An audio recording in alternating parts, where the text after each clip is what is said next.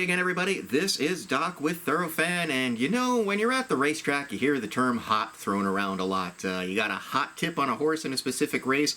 Oh, that was a hot pace there right in the beginning. A jockey's got the hot hand, a horse is on a hot streak. Heck, you've even got your hot walkers or walking hots, the people that go ahead and cool the horses out after a workout or a race. But especially in these rather warm summer months, what about the term hot? And of course, there is always concern about racehorses and running in the extremely hot weather. And there's a lot of questions that have been posed recently about how hot is too hot, and what are some of the concerns we have with horses running in excessive heat, and at what point do we potentially look at canceling races because of excessive heat and it being too hot for the horses. So I figured, as the summer wraps up, this would be a good time to kind of tackle that subject. So why don't we all sit back, grab a nice cool drink, and take a couple of minutes as we go ahead and discuss the heat and racehorses.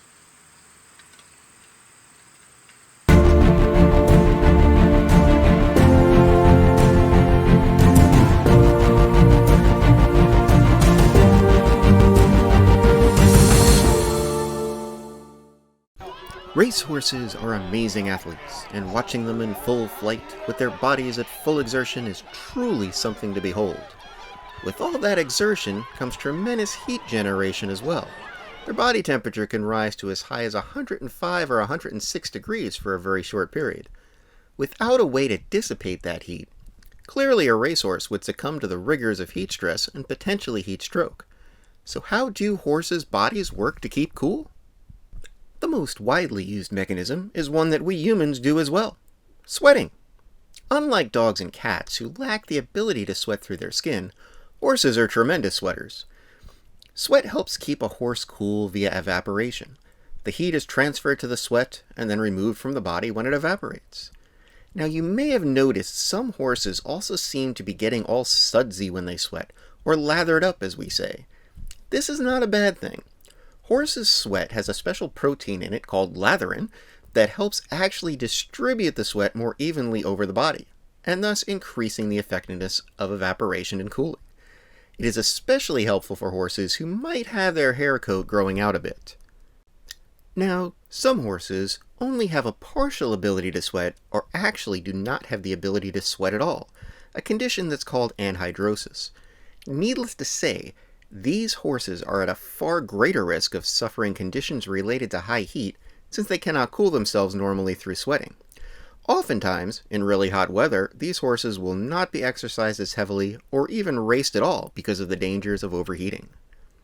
The other obvious concern with all that sweating is dehydration and the loss of crucial electrolytes. When you think of how big a horse is, that's a lot of fluid they're losing if they are sweating heavily. It can be up to 2 to 4 gallons of fluid per hour.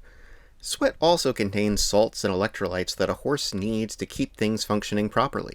Losing too much of these can also have negative effects, such as a condition called thumps.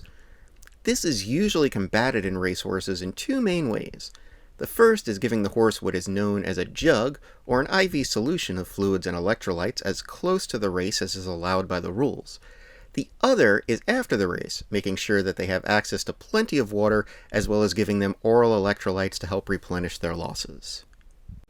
Since it is such a hot-button topic in racing right now as well, the use of lasiks in horses is also debated in cases of excessive heat because of its effect of having the horse lose both fluids and electrolytes through urination.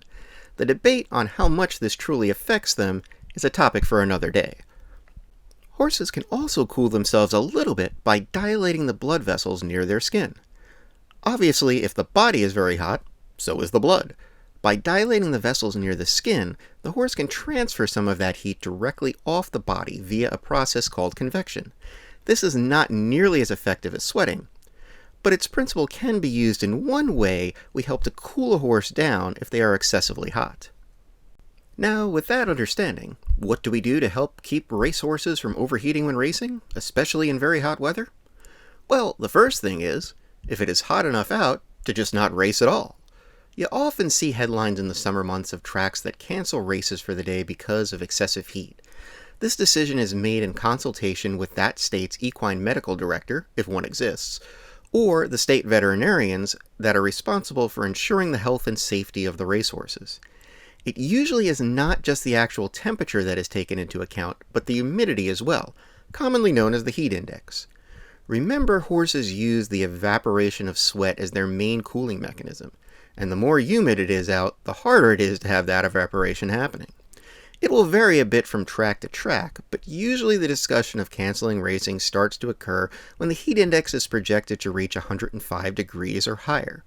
While that might seem very high to us, horses that are properly acclimated to the environment can most times tolerate racing in heat indexes up to about this level. Now, if racing does go on, and it's really hot out, there are things you will see trainers and grooms doing to keep their horses as cool as possible. And the most common thing is just using plain old cold water. Cold water helps both in evaporative cooling and in that convection cooling we were discussing earlier. You may see trainers sponging their horses off with cold water in the paddock before a race to help keep them cool, and you will definitely see them use hoses to cool them off after a race. In some cases, this is mandated to be done by the track vets after a race. In some places, you may also see misting fans and buckets of ice water in strategic places around the track to be immediately available to help cool a horse.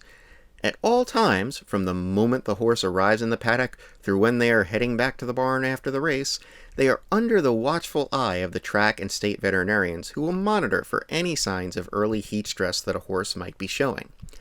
Jockeys as well can tell when a horse is not acting right and will work to quickly pull them up and dismount if they feel their horse is in distress. The vets also have means at their disposal to help deal with the issues of heat stress or heat stroke should it start to occur in a horse, and can also provide a ride back to the barn in the equine ambulance if necessary to help the horse recover more quickly and prevent it from having to be out in the heat any longer. We talked briefly about the evaporative effect of cooling a horse by using cold water. Well, the other part of that equation is simply walking to help speed the evaporation. Just the act of moving creates a very subtle current of wind around the horse that helps evaporation occur more rapidly. So while horses are hot walked after exercise to help prevent muscle issues and to help their heart rates return to normal over a proper period of time, this walking also helps to cool them off quicker on really hot days. Oftentimes, you'll often see fans in front of every stall as well to help create air currents to keep the horses cooler in their stalls. All of these things are done in some form or another during the hot months to help achieve one main goal: keep the racehorse as cool as possible before, during, and after a race, all to ensure their health and well-being for races to come.